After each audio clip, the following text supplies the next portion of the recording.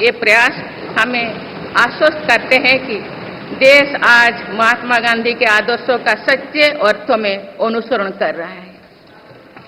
मेरी सरकार 55 करोड़ लाभार्थियों को आयुष्मान भारत योजना के तहत मुफ्त स्वास्थ्य सेवाएं भी उपलब्ध करवाए हैं। देश में 25,000 जन औषधि केंद्रों को खोलने का काम भी तेजी से चल रहा है। आप इस क्षेत्र में सरकार एक और निर्णय लेने जा रही है। अब आयुष्मान भारत योजना के तहत मुफ्त इलाज का लाभ 70 वर्षों से अधिक उम्र के सभी बुजुर्गों को भी मिलेगा।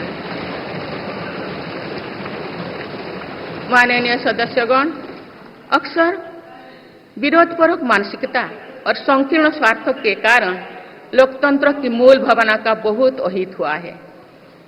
इसका प्रभाव संसदीय प्रणाली पर भी पड़ता है और देश की विकास यात्रा पर भी पड़ता है। देश में कई दशकों तक अस्थिर सरकार के दौर में कई सरकारें चाहते हुए भी ना रिफॉर्म कर पाए और ना ही आवश्यक निर्णय ले पाए।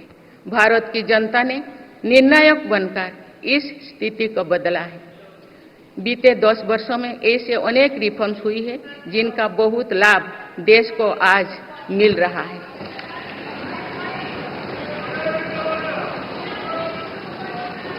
जब ये रिफॉर्म्स किए जा रहे थे तो भी इनका विरोध किया गया था।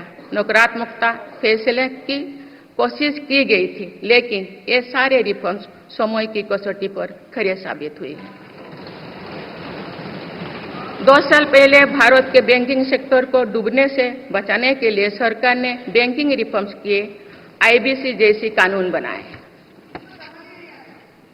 आज इन्हीं रिफॉर्म्स ने भारत के बैंकिंग सेक्टर को दुनिया के सबसे मजबूत बैंकिंग सेक्टर में से एक बना लिया। हमारे सार्वजनिक क्षेत्रों के बैंक आज मजबूत और लाभदायक है। सार्वजनिक क्षेत्रों के बैंकों के लाभ 2023-24 में 1.4 लाख करोड़ रुपए को पार कर गया, जो पिछले वर्षों की तुलना में 35% अधिक है। हमारे बैंकों की मजबूती उन्हें ऋण आधार का विस्तार करने और राष्ट्र के आर्थिक विकास में योगदान करने के लिए सक्षम बनाती है।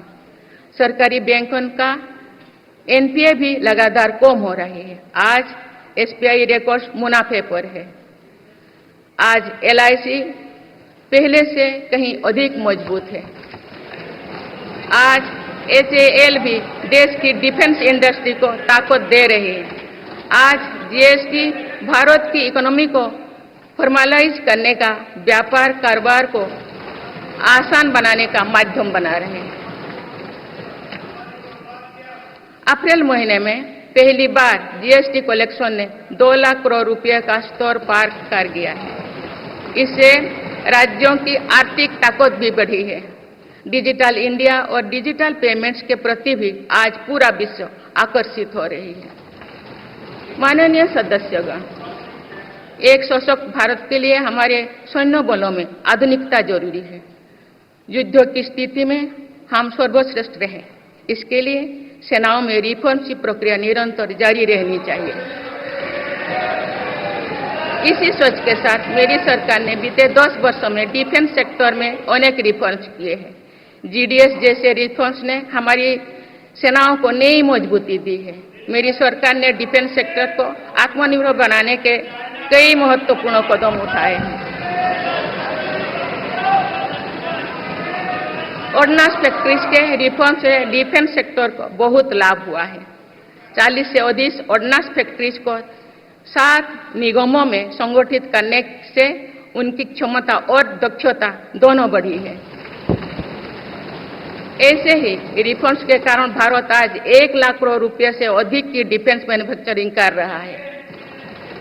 पिछले एक दशक में हमारे डिफेंस एक्सपोर्ट 18 गुना अधिक होकर 21,000 करोड़ रुपया तक पहुंच चुका है। फिलीपींस के साथ ब्रह्मास मिसाइल का रक्षा सौदा डिफेंस एक्सपोर्ट के क्षेत्र में भारत की पहचान मजबूत कर रहा है। सरकार ने युवाओं और उनके स्टार्टअप्स को बढ़ावा देकर आत्मनिर्भर डिफेंस सेक्टर की मजबूत नींव तैयार की है। मेरी सरकार उत्तर प्रदेश और तमिलनाडु में 2 डिफेंस कॉरिडोर्स भी विकसित कर रही है। हम सभी के लिए एक खुशी की बात है कि पिछले वर्ष हमारी सैन्य जरूरतों की लगभग 70% खरीद भारतीय उद्योगों से ही की गई है। हमारी सेनाओं ने 500 से अधिक सैन्य साजो सामान को विदेशों में नहीं मंगाना तय किया है। ये सभी हथियार और उपकरण अब सिर्फ भारतीय कंपनियों से ही खरीद की जाएगी। मेरी सरकार ने सैनिकों के हितों को भी हमेशा प्राथमिकता दी है। तभी 4 दशक के बाद वन रैंक वन पेंशन को लागू किया गया है। इसके तहत अब तो 1,20,000 करोड़ रुपया दिए जा चुके हैं। शहीद सैनिकों के सम्मान के लिए सरकार ने कर्तव्य पथ के एक छोर पर नेशनल वॉर मेमोरियल की स्थापना भी की है। ये प्रयास केवल वीर जवानों के प्रति कृतज्ञ राष्ट्र का नमन ही नहीं है, बल्कि राष्ट्र प्रथम की अनवरत प्रेरणा का स्रोत भी है। माननीय सदस्यगण, मेरी सरकार देश के हर युवा को बड़े सपने देखने और उन्हें साकार करने के लिए जरूरी माहौल बनाने में जुटी है। बीते 10 वर्षों में ऐसे हर अवरोध को हटाया गया है जिसके कारण युवाओं को परेशानी थी।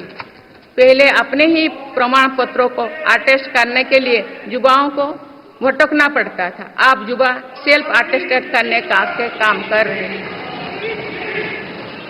केंद्र सरकार की ग्रुप सी ग्रुप डी भर्तियों से इंटरव्यू को खत्म किया गया है।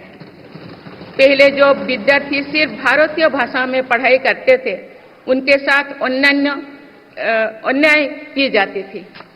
मेरी सरकार ने नई राष्ट्रीय शिक्षा नीति लागू कर इस अन्याय को दूर करने के लिए कदम उठाए हैं। युवाओं को अब भारतीय भाषा में इंजीनियरिंग की पढ़ाई का विकल्प भी मिला है। विगत 10 वर्ष में देश में 7 नई IIT, 16 ट्रिपल IT, 7 IIM, 15 नए एम्स, 315 मेडिकल कॉलेज और 390 विश्वविद्यालय स्थापित किया गया है। मेरी सरकार इन संस्थानों को और मजबूत बनाकर आवश्यकता के अनुसार इनकी संस्था को भी बढ़ाएंगे। सरकार एक डिजिटल विश्वविद्यालय बनाने की दिशा में भी काम कर रही है। अटल टिंकरिंग लैब्स, स्टार्टअप इंडिया और स्टैंडअप इंडिया जैसे अभियान हमारे युवाओं का सामर्थ्य बढ़ा रहे हैं। इन्हीं प्रयासों से आज भारत दुनिया का तीसरा सबसे बड़ा स्टार्टअप इकोसिस्टम बन चुका है। माननीय सदस्यगण, सरकार का ये निरंतर प्रयास है कि देश के युवाओं को अपनी प्रतिभा दिखाने का उचित अवसर मिले। सरकारी भर्ती हो या फिर परीक्षाएं, सुनिए, परीक्षाएं किसी भी कारण से इनमें रुकावट आए, ये उचित नहीं है। इनमें शुचिता और पारदर्शिता बहुत जरूरी है। हाल ही में कुछ परीक्षाओं में हुई पेपर लीक की घटनाओं की निष्पक्ष जांच और दोषियों को कड़ी से कड़ी सजा दिलवाने के लिए मेरी सरकार प्रतिबद्ध है।